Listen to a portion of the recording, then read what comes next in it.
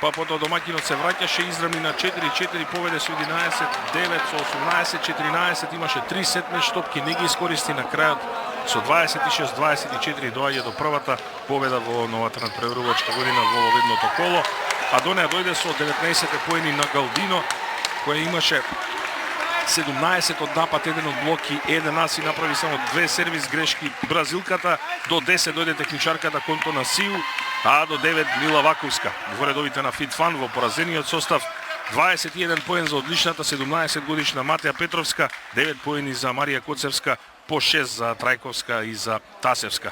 Во следното коло, второ од новата сезона, екипата на Младост Угода ќе гостува кај Газели, додека пак Фитфан волеј ќе го дочека тимот на Работнички.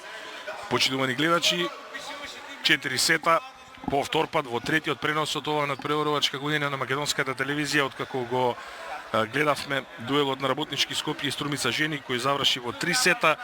Потоа пренос од 4 сета од мечот меѓу Пелистер и Јанта Волеј, каде Јанта Волеј славеше со 3-1, денеска победа во 4 сета со 3-1 на екипата на Младост Угода против Фитфан Волеј. И од сето ова,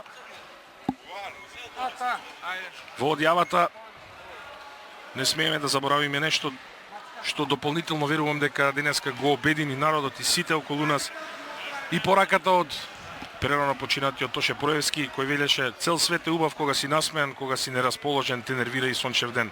Нека ви биде сончева оваа работна седмица, почитувани гледачи и љубители на македонската одбојка. Јас сум Дамир Николовски и ве поздравувам од Штип.